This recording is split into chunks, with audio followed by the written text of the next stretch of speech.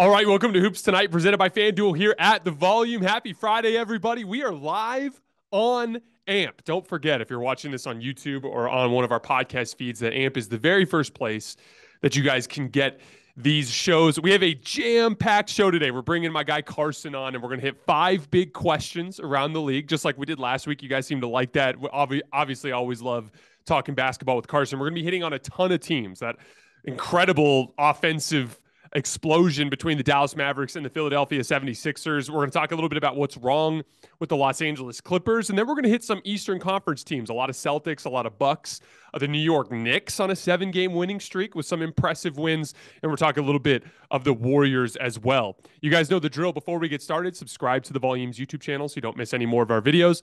Follow me on Twitter at _JasonLT so you guys don't miss any show announcements. And then last but not least, if for whatever reason you guys miss one of these shows and you can't get back over to YouTube to finish, don't forget you can find them wherever you get your podcasts under Hoops Tonight. All right, let's bring my guy Carson on. Carson, what's up, man? I'm excited to talk some basketball with you, man. As am I. Great to be back on as always. And as you said, we're going to start by talking about a really exciting game that we saw last night between the Sixers and the Mavs. Dallas ended up winning 133-126. We saw 40 plus from both Luka and Kyrie. Who do you think that game said more about, Jason? Philly or Dallas? So I'm probably going to go a direction that you guys won't expect. I feel like that game was the perfect encapsulation of what this season will look like for the Dallas Mavericks.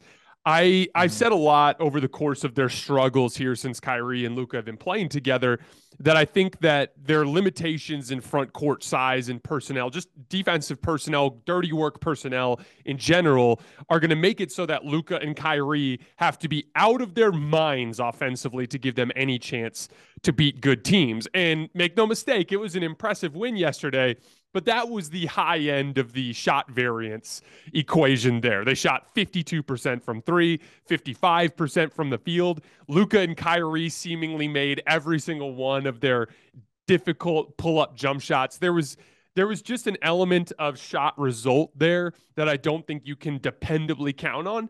And I want to be clear, I'm not trying to shape this entire Kyrie trade around this topic because that particular move was made in a way that made it extremely difficult for them to contend within this season because of the way it depleted them. I'll give you an example. When the Lakers made the trade for Anthony Davis, they gave up everything. Like literally everything. Every good basketball player on the team that was not named LeBron James went out the door. But they had a full offseason to target players that would complement them and to fill the specific holes they would need with that particular pairing. And again, it's going to be a little tougher for Dallas because they're going to have to work more on the margins in terms of like the mid-level exception and maybe a trade here or there. They've got a few draft picks they can use. But this summer, they'll be able to go into it with, hey, this is our core. We've got Kyrie and Luka. Let's put, this specific type of personnel. I think they can forego some offensive skill set with the role players and prioritize defense just because of the level of offensive skill that Luka and Kyrie have. But last night, it would concern me because they could not have possibly played better offensively, and Philly was still hanging tough. Like even when they threw that punch to start the third quarter, right there at the end of the third, early fourth, they got cold for a little bit, and Philly was back into it like that. So I do think that was a little bit concerning. I don't know that they'll be able to shoot that well to beat any good team 4 times out of 7. What do you think? I really like the angle that you've taken here. I mean, this is in a lot of ways an encapsulation of the Dallas Mavericks experience this year. It was one of the best collective backcourt performances I can remember in my life. And through 3 quarters, it was like the Mavs were effectively playing perfect offensive basketball just because of unbelievable pull-up jump shooting from Luka and Kyrie, who were a combined, I think, 13 of 20 in this game or something like that. Just absurd from beyond the arc. And then their ability to get the defense in rotation and to find shooters who were unbelievable. I mean, they were 25 of 48 from deep in this game. We know that's what they're capable of. At the same time, there's a reason that they're 4-5 since Kyrie's debut. And that reason is that they're 25th in defensive rating. And they have Maxi Kleber back now, which is nice. He helps so much. He does. I mean, he is their best defensive option in multiple situations. He's the best guy for them to go small ball 5, certainly. against a lot of big wings, he's their best option. But as you said, he's not enough to correct just a glaring deficiency in terms of front court and overall defensive talent. So this is why I don't view them as a legitimate contender this year. It's, as you said, they have to be perfect offensively to beat good teams, and I just don't think it's sustainable. Luka and Kyrie may be the most talented scoring backcourt we've ever seen, but bottom line, they can't score 40 plus every night, and you can't trust Reggie Bullock in the supporting cast to shoot as well as they did. What I will say on the Philly front is I don't think there's as much to take away. This isn't as much of like a quintessential, wow, look at the highs and the lows as it is for the Mavs. This was, though, I thought, a good point for the argument that you have made many times about the value of bigs being diminished in today's NBA because of their exploitability defensively. And I thought that's why the Mavs had such a great offensive game. Of course, shot making, right? You have to make 25 of 48 threes. But man, a lot of those 48 threes were wide open because of their repeated exploitation of Joel Embiid in space, whether that's out of pick and roll, him dropping, them shooting right over that, or if it's just his inability to recover and contest shooters at all. I mean, Embiid got embarrassed in this game, and that's why, obviously, he's a great rim protector, but he is, in a lot of ways, exploitable defensively like a, well, I'm not going to bring up Jokic, but, you know, right? He's not the kind of complete great defensive big man that like a Jaren Jackson Jr. is. So I don't think it's any coincidence that the Sixers 17-0 run that got them right back into this game was them going smaller and beat on the bench Paul Reed out there because they could finally actually guard a 5-out offense. So I don't think that Dallas is going to face enough teams that have that sort of exploitable center and who are, I mean, really it's Jokic, right, who they could go out in a playoff series, but I think Jokic is too complete offensively and the Nuggets are too good offensively and better defensively than the Mavs. So I don't think that that matchup exploitation is enough for them to like make it through, but it does show you that, man, if you're going to play a traditional big out there, the Mavs can absolutely kill you. And it also says, I think the Sixers are lucky that there isn't really that kind of insane pull-up jump shooting team out east in that same way, because the Mavs scored 32 points in the paint and they scored 133 points. It doesn't matter that Joel Embiid is a force in there. They're not even going in there. They're just shooting right over and they're going around him over and over again. So that would probably be my big takeaway on top of what you already touched on. That's a super interesting element that I haven't really even thought about. And I'm really glad you brought that up. Like, matchups are everything in the NBA playoffs. And you're right. Like, Boston is not a good pull-up jump shooting team. Miami's not a good pull-up jump shooting team. Milwaukee's not a good pull-up jump shooting team. They're like really the only team that would be capable of consistently causing Philly problems in that type of situation is Cleveland, and I don't think they'll face them. I think it's an extremely low percentage chance that they'll end up in that type of matchup. Now, that could be a problem when they get out of the Eastern Conference for sure, but it is super interesting how that matchup element has to be factored in. I want to give Embiid some credit. Like, some of it was shot making. Like, I mean, Luka hit a couple of step back threes on Joel that he contested really well. It's not so much even to me, it was the drop coverage in rotation, drawing that second defender and then easily getting wide open shots on the back line. That is a consistent problem we see with drop coverage bigs, with their inability to be impactful in pick and roll defensively when they have to really come out from the rim. And again, that's just been one of my fundamental basketball ideologies forever. It's why I've always had Embiid and Jokic kind of further behind the perimeter guys that we have around the league. It's not that I don't see their value. I think it's more just a product of the way the game of basketball has changed and just the sheer amount of foot speed and offensive skill on the floor and the way those things can be exploited. Really quickly, before we move on the Dallas front, this idea, I've always said pull up, because we're gonna have a very similar conversation here in a minute about the Clippers.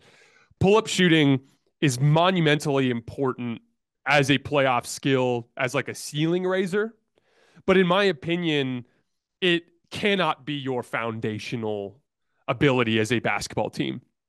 You have to have an identity that extends into the physicality areas of the game, whether that's you're an excellent defensive team or you're a team on offense that can relentlessly punish the rim, because those things can be depended on a night in, night out basis in the postseason in a way that pull-up jump shooting cannot.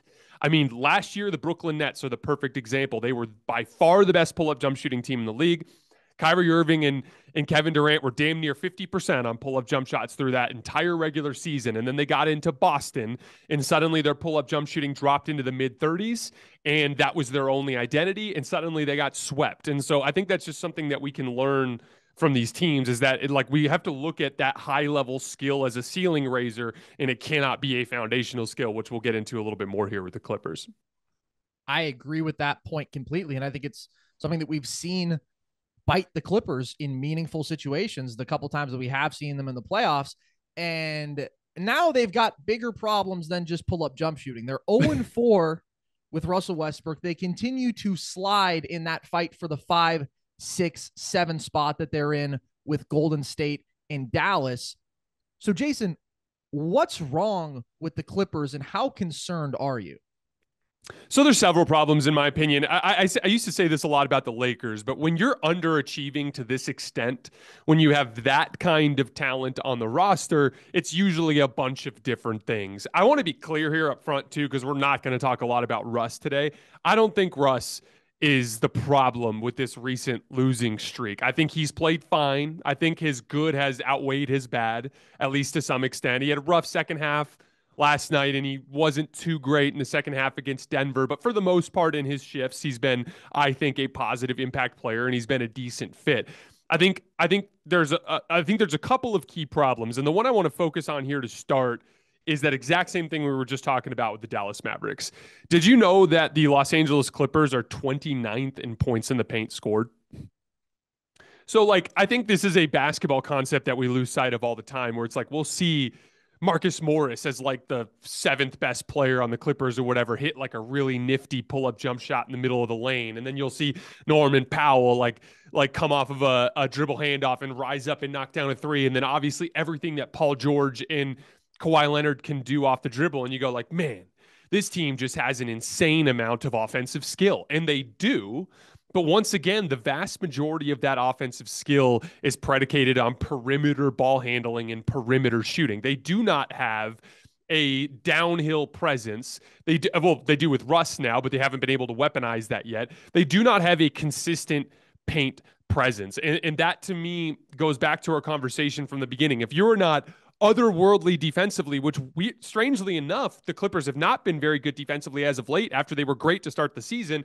I think there's another conversation to have about being too wing heavy, because as much as wings can help in a bunch of versatility type situations, they are not great at the point of attack typically. Make no mistake, there is still a place for guards in the NBA.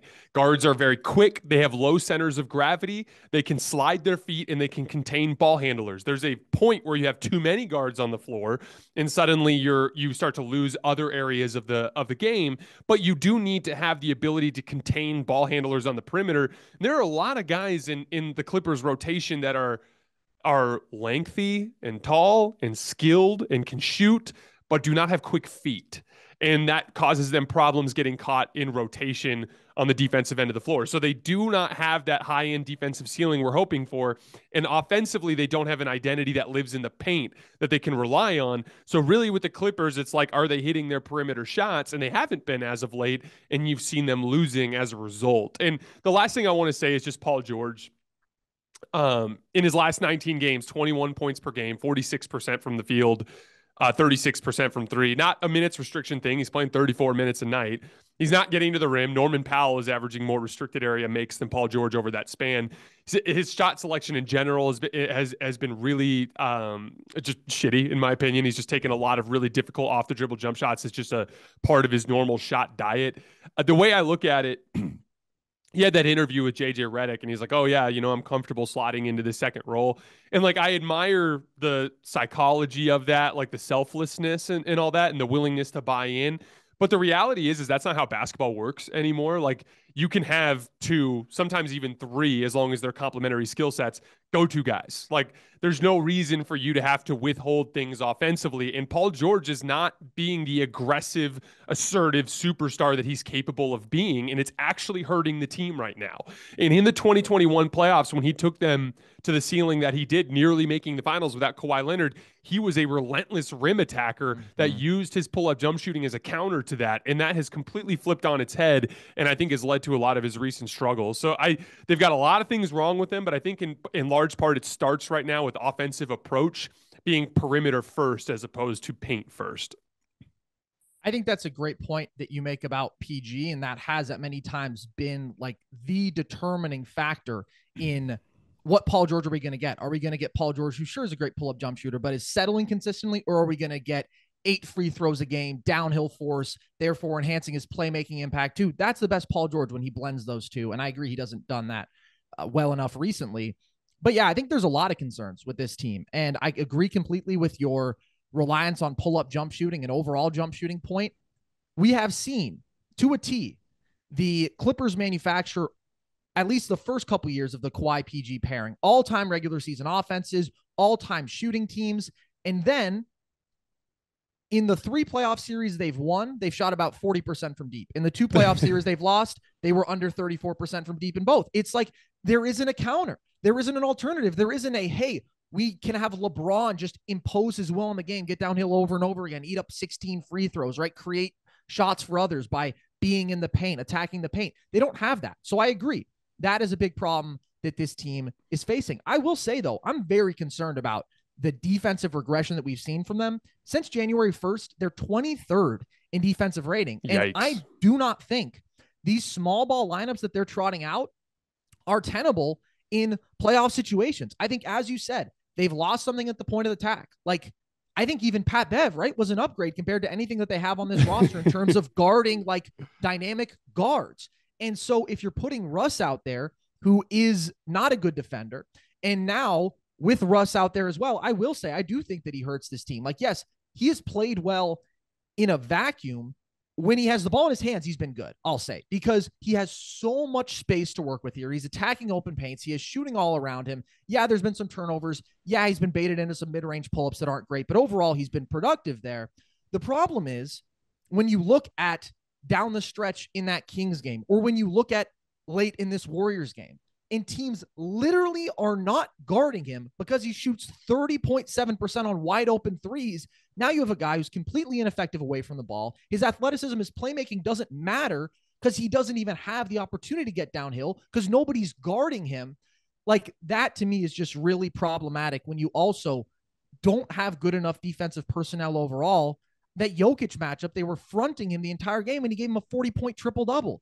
Like, I just think there's too many flaws here to consider them a legitimate contender. What we've talked about offensively, I do think the Russ fit bottom line in crunch time minutes. You don't want a decision-making liability. You don't want him taking the ball out of the hands of PG and Kawhi, and he's a liability away from the ball. And yet we've still seen Ty Lue play him in crunch time minutes in 3 of these 4 games. So I think there's a lot to be concerned about with LA. And I do not see them as a top flight contender. I think they get out physicaled in a lot of matchups. I think their pull-up shooting reliance hurts them. And I don't think their defense is good enough. We've just seen a lot of regression there. So you had some Warriors points you wanted to hit on from this game. They're now better than 500 without Steph this year and have had a couple of incredible third quarters just this week. So what's your take on them? So really quickly, I just want to say I do agree with what you're saying about Russ, but to me, that's the late game situation, which is what I've been saying this whole time. Don't play him in those specific situations, and then you can benefit from the positives without as many of the negatives. I will say, though, their offense has struggled just as much when he's been off the floor. So that's particularly why I've been defensive of him in this particular situation, is like, he has been brought in to assist in specific areas and they're struggling everywhere else. And so he's becoming like the easy narrative target in this particular situation. So and as far as the Clippers as a threat, I 100% agree. They cannot beat Denver, which means they need an extremely fortunate path to get out of the Right. conference, which would then in turn expect them to beat all of those particular teams, which I don't necessarily think they would. So I view them like in that tier with like Memphis and Cleveland and teams that are like interesting and talented, but don't really have that much of a significant chance to win the title. So I just wanted to really quick shout out Steve Kerr because he went janky last night with Draymond Green just completely, blatantly ignoring Russell Westbrook sitting down in the paint. And then a couple nights ago against Portland, and I actually misinterpreted this in my first rewatch. I was watching, and I was so hyper focused on Kevon Looney and Draymond Green operating on the back end that I thought it was a 3-2 zone. It actually was a box and one. Shout out to some of the people in the comments on our video that corrected me on that. The box and one is a super janky thing that you might not be able to get away with 7 times in a series, but it helps you win that one game in a must-win situation with Steph Curry out, with Andrew Wiggins out. That is a regular season just outwitting your opponent and finding a way to get a win when you're down 20 something against a decent talented team in Portland. And then last night, same thing. Like I thought before that game that the Warriors had little to no chance of winning because of how much talent the Clippers do have and how desperate the Clippers were for a win, and then their perimeter size advantages that they have over the Warriors. And I was flat out wrong and incredibly impressed with the way the Warriors grinded out just literally a chess match type of win. And what I appreciate is so often during the regular season, you'll see coaches just stick with their base scheme because they almost look at each game as effectively a practice and they're trying to build habits and tendencies for the postseason. And what I appreciate about what Steve Kerr has done is he's like, nah, screw that. We have ground to make up in the standings. This is playoff basketball from now till the end of the season. We are coaching every single game as if it is a must-win situation. Now Steph Curry's coming back on Sunday against the Lakers, so they can probably slide back into a more traditional model from there. But to me, that is that level of like absolute commitment to making the stretch run that you like to see. And it's making me want to put the Warriors up on that top tier of contenders, which we'll talk about here in this next question. I agree completely. There's been urgency.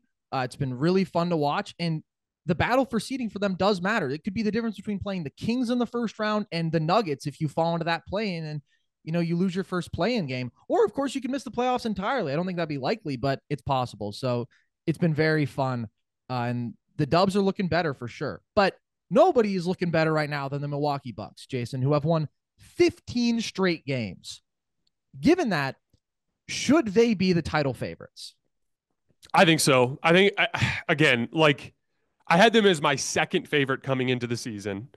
We'll talk a little bit more about Golden State here in a second. My main skepticism there is just their playoff path and just how difficult the next few months are going to be and just what that means for an old veteran team that has some guys that have been in and out of the lineup this year. But in terms of every team, when you factor in their current predicament in the standings and what they look like as a basketball team, the Bucks check the most boxes. They are the number one defense in the league. They have the best player in the league, in my opinion, in Giannis.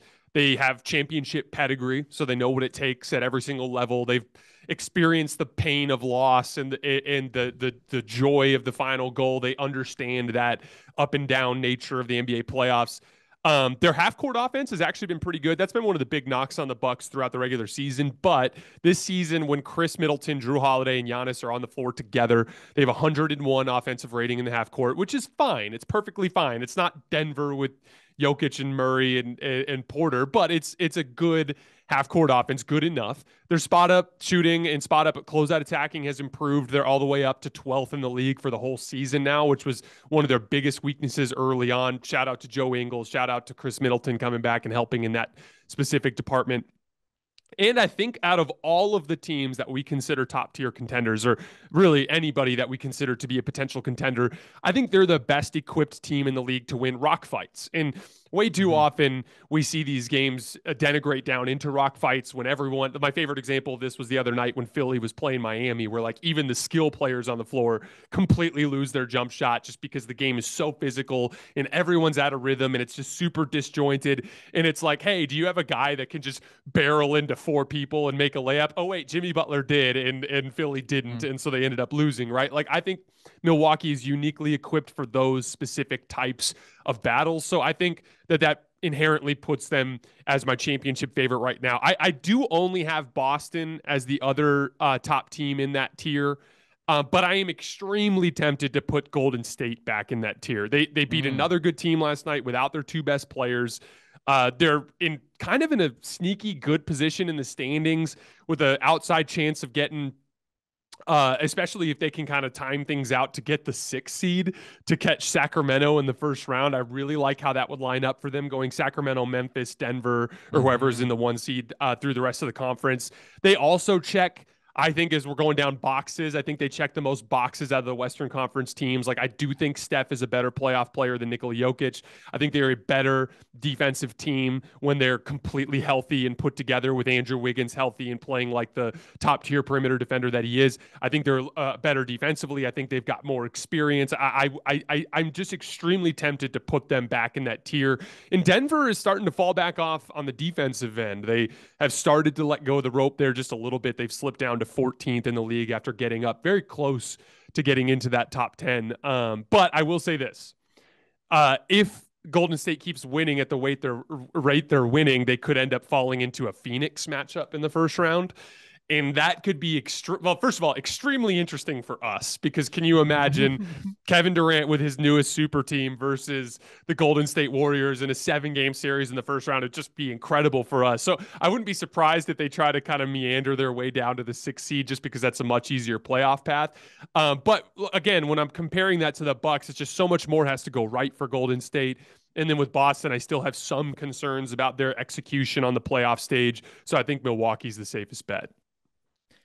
I agree. And this is the side that I've been on. I also agree that it is still a top tier of Boston and Milwaukee. I think they're honestly two of the most talented teams of this century. I do like Golden State a lot, and the depth has also come along with them, right? I mean, DiVincenzo for 20-plus games has been great. Kuminga's looked his best. You know, he's not necessarily battle-tested or polished for that stage, but improving.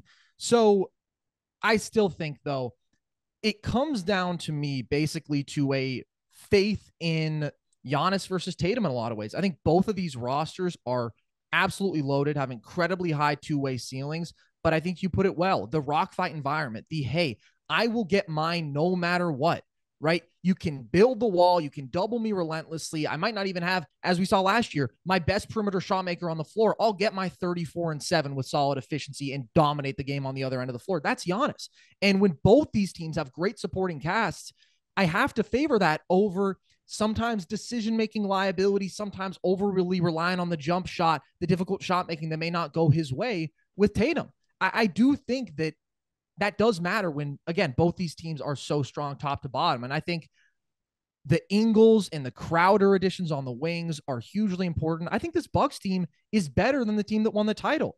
And they're going to have a tougher path, I think, because Boston's better than anybody who they played in that run. And they might have to face Philly too, right before they even get out of the East. Like, that's a really, really tough path. This is the best top 3 out East of this century too, I would confidently say. But I do believe that they're cut out for it. They have an elite shooting ceiling. They are going to be elite defensively. They have a 3-headed monster at the top with the best player alive, and they have great depth on the wings. They can be physical. They're big. They have dynamic shot making. I think that they have it all. And Boston has a lot of it too. But yeah, that Giannis, that physicality factor does make me lean Milwaukee. Okay. Let's talk about another team out East that has been really the second hottest in the league as of late, and that is the New York Knicks, who will continue to climb in those standings up to the 5 seed now and creating separation with the rest of that field out East. What's their ceiling, Jason? How seriously should we take them? You know, everything comes down to Julius Randle and Jalen Brunson, as I've been saying all season. And, you know, during this 7-game winning streak, it really is this simple. They're doing all the same things they've done all season, but Julius Randle and Jalen Brunson have produced like superstars on the offensive end of the floor during this stretch. All year long, they've been a pretty good defense. Not a great defense. I kind of look at them like the Memphis of the Eastern Conference from the standpoint of like their physical profile. Like they are going to kill you on the rebound, on the glass on both ends of the floor. They're going to be a good defensive team. They don't have that same defensive ceiling as Memphis, but honestly, Mitchell Robinson's starting to flash some of that high level shot blocking and rim protection that you get from a Jaren Jackson. So you're starting to see a little bit of that. But they've always struggled when the game slows down.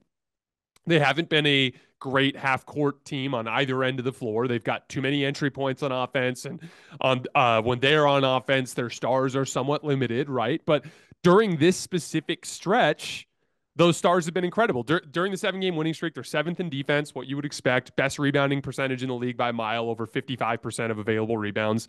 But both Jalen Brunson and Julius Randle, Brunson 28 points per game on 53% from the field, 43% from three. Julius Randle 27, 7, and 4 on 49% from the field, 39% from three. And suddenly they're super tough to beat. And they've been just racking up the wins, back-to-back road wins in Atlanta and Washington, which are not easy. I mean, they're not great teams, but they're not easy wins to get. Then they come home and they beat the shit out of the Pelicans. And then they got the signature win against Boston, which I watched yesterday, albeit without Jaylen Brown. But Julius Randle just came right out the gates and was gunning over the top with pull-up shooting from three and was knocking shots down. Mitchell Robinson was locking down the paint. And now Boston was missing a lot of their open threes in that particular game. But I always want to give some of the credit for that sort of shot result to physical teams, because lift is a huge part of jump shot result. And when you're battling the best rebounding team in the league and they're beating you up and playing physical on the defensive end of the floor, I do believe that sort of thing directly leads to shot result in some cases. But that's not to say, like, obviously I'd pick Boston over New York in a series, but the point is like when they defend that way and they rebound that way and they get superstar level production out of their stars, they suddenly become very good. Now the question, what is their ceiling? It's entirely up to those two guys. If they are efficient 27 point per game scorers in the playoffs, they can beat anyone. End of story. But the reality is the NBA playoffs notoriously expose basketball players for who they really are. And my guess as to what will happen is that when they get into the postseason and the physicality ratchets up and the defenses ratchet up another level, that they'll come back down to their realistic level, which is low 20 point per game scoring on moderate efficiency. And I think from there, they'll have some issues. But last thing I'll say, it's kind of shaping up with the way the standings are coming along, that they might end up facing the Cavs in that first round series. I give the Knicks a real chance to win that series.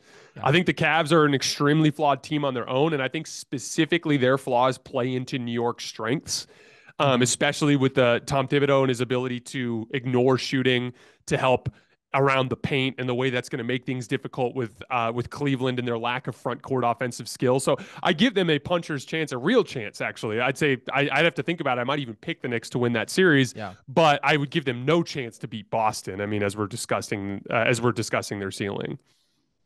I agree with you. I think that is shaping up to be a really interesting looking series, because I do think that there are clear advantages that the Knicks have, right? Significantly better depth, better wings. And as you said, when they have that dynamic star tandem, then they can easily go toe-to-toe with Cleveland. I mean, they may not have the defensive ceiling, but they have other things that can compensate for that. Outside of that, though, yeah, I really don't think, just because of how good the top of the East is, there's any world in which I can see the Knicks making like a conference finals run. They are so much better than the team 2 years ago that everybody, I think, really overhyped. Like, that was a bad offensive team. We knew that all year. People just decided to ignore it because it was exciting. And it was like, yeah, they're over-reliant on Randall. They can load up on him. And if his jump shot isn't consistently falling, they'll get dismantled by the Atlanta Hawks. And they did. This team is in an entirely different stratosphere right now because of Jalen Brunson. And also, I mean, their role guys are improved. Like, Quickly, Josh Hart, those guys are first team all role player right now. They are doing their jobs exceptionally well. This bench is really good, but it's Brunson, man. Like you said, I mean, he's been one of the best guards in the league in this calendar year. He's been unbelievable, and he's an incredibly skilled, versatile pick and roll scorer, high level shot maker on all three levels, good playmaker, good leader, competitor.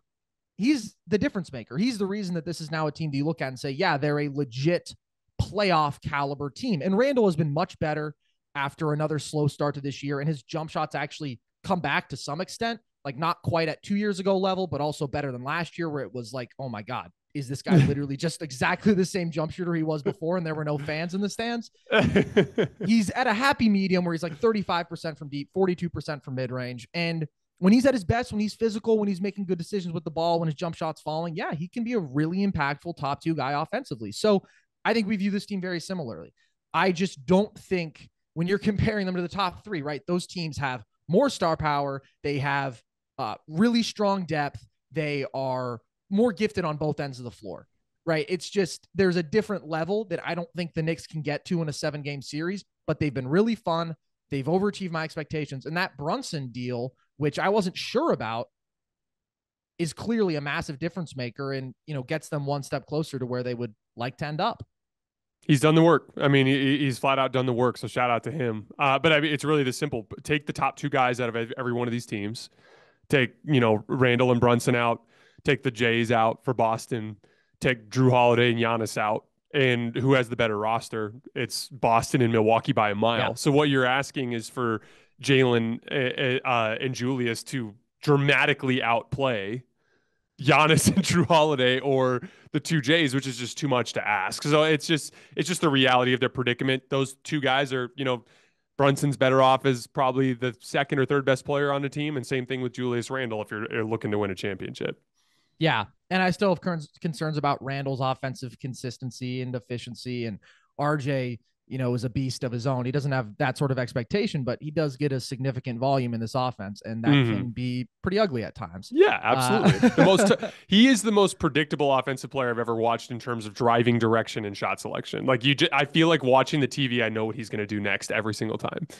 Yeah. And a lack of skilled shot making. Like the intermediate game it's not there. Let's talk about one more Eastern Conference team who we have touched on here within these conversations. The Celtics have been quite consistently right at the top of the league this year. I mean, literally from the jump. Last year, obviously, made the finals, slow start, incredible finish to the regular season. Jason, is this Boston team better than last year's? I think they're much better. Yeah.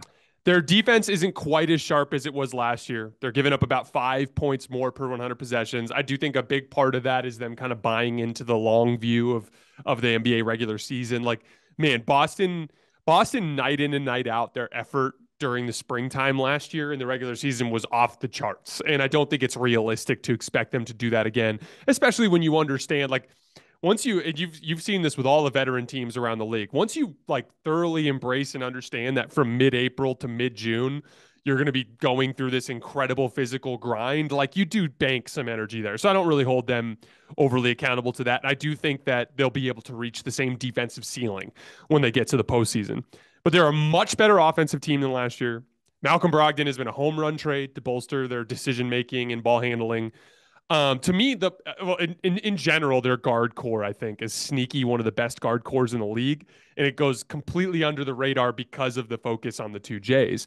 But they're a much, much better clutch team and execution team than they were last year. So this is crazy. Check this out. Last year, the Celtics were the 2nd worst win percentage in the entire league in clutch games. They were 13-22.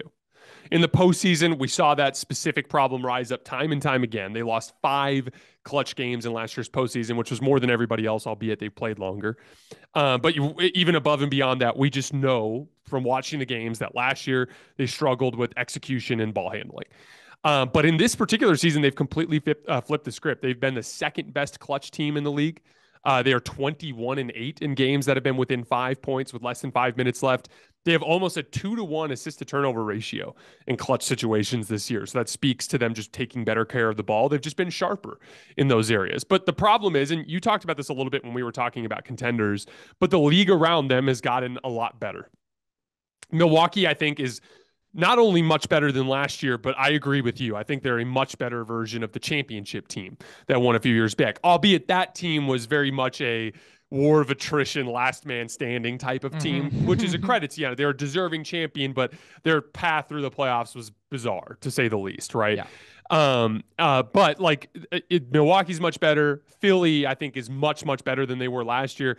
And then the Western Conference, you're either going to get a Golden State team that is the defending champion that somehow gets right in time and peaks and gets out of the Western Conference, a Denver Nuggets team that is a matchup nightmare. We were talking about half court offense earlier. Did you know that Michael Porter Jr., Jamal Murray, and Nikola Jokic have an offensive rating in the half court of 111 this year, which is just unbelievable. That's like ridiculous, like static set defense environment scoring 111 points per 100 possessions. So that presents a whole other monster. It's like, or maybe you'll get lucky and it'll just be LeBron James and Anthony Davis and the Los Angeles Lakers, or Kawhi Leonard and Paul George. It could be, or Kevin freaking Durant, Devin Booker, Chris Paul, and DeAndre Ayton, right? So like, it's just the Western Conference is going to spit out some ridiculously good team at the end of all of this. And you've got a tougher challenge up at the top of the East. So like, this is, by the way, why I've always been such a big believer in repeatedly loading the deck. Like, don't give up upgrading your roster. I give the Celtics a ton of credit for the Malcolm Brogdon trade, going for Mike Muscala, being aggressive to try to improve on the margins, I think has served them well, because if they play as well as they did last year in the postseason, they'll lose in the conference finals. But they have given themselves a fighting chance. I still think they're the most talented team in the league. So if they do play to their actual ceiling on both ends of the floor, I think they'll get the trophy. But you always have to bake in their kind of inexperience from a ball handling perspective. And that obviously that's why I'm leaning towards Milwaukee. But I do think that Boston is significantly better than they were last year. I agree completely. They have been from the jump. I mean, who isn't better on this team than they were last year, right? Like Tatum has been more consistently great. Brogdon obviously has been an awesome addition. Derek White is like an entirely different player. Derek White was a problem at times in last year's playoffs. He couldn't make a shot. He just averaged like 20 and 6 in an entire month while playing elite defense. I agree with you completely. I think, let me just also say, there's a lot of nights where I think Marcus Smart is the third best, like, true guard on this team, right? Because I consider Jason and Jalen wings. They're their own category. Mm-hmm. Derek White and Malcolm Brogdon are incredibly talented basketball players. So complete, versatile. So polished. Yeah. In a lot of ways, they are like the thing that scares me most about picking Milwaukee, because that's the new dynamic that this team has. But yeah, it's even like you talk about the back end of the rotation, just specific matchup guys who are competent, adding like a Muscala, Hauser actually becoming a decent player this year. Blake, I don't know if that really matters, but it certainly doesn't hurt. And then I agree with you. The lack of consistent elite defense compared to last year doesn't concern me, because their personnel is identical and we know the ceiling that they're capable of. So I think this team is loaded. And as I've said, I think that this is the most talented top two out East of this century. I think that we are in for an absolute war in the conference finals. And as good fun. As good as the West is, I still do view whoever comes out of the East as a significant favorite, because I think they have by far the least question marks, and they've consistently shown us elite basketball and have incredibly high ceilings. Yeah, the only team that would come out of the West that I'd be really tempted to pick over either of those teams would be Golden State. Just because, like, again, it was all like conventional wisdom going into last year's NBA Finals screamed Boston. Just knowing everything we knew about them from a talent perspective. And I picked Golden State for that specific reason. That team, for whatever reason, you're just always going to get their absolute best punch. Yeah, whereas with some of the other teams around the league, it's like, well, which team are we getting tonight? You know what I mean? But yeah, I'm glad you brought up specifically Derek White and Malcolm Brogdon, because those two guys, their offensive creation has been just through the roof good. Both of them are good point of attack defensive players. I think that Carson, you could tell me if you think I'm wrong. Is there any team in the NBA that's got a better two individual defenders for Giannis and Grant Williams and Al Horford? Like, I would go maybe Draymond Green as an individual, but like, there isn't the second guy. In terms of like a duo, like how great is that off the bench to have a weapon in Grant Williams that you can deploy on Giannis, who can competently at least make him work harder in those situations. But so much of this, though, it's like, it's so funny because we were talking about this with the Knicks earlier, but like the whistle gets swallowed. Everyone's offensive fouling and defensive fouling everybody. A ton of like you're weirdly allowed to like travel around the basket and stuff in the postseason when everything just gets, and it's like I want the football player in that situation, and that's Giannis. And that's just that one big wild card that just screws all of this up, is just they won't be able to load up on Giannis the way that they did last year because of the spot up shooting that's going to be around him. And as that series progressed, as good as Grant Williams and Al Horford were, Giannis started to go through them like tissue paper when it mattered. Yeah. Mm-hmm. All right, guys, that is all we have for today. As always, we sincerely appreciate your support. We will be back tomorrow morning. I'm staying up late tonight to record on all of tonight's games, but that will be uploaded first thing in the morning on Saturday. I appreciate you guys rocking with us, and we'll see you next time.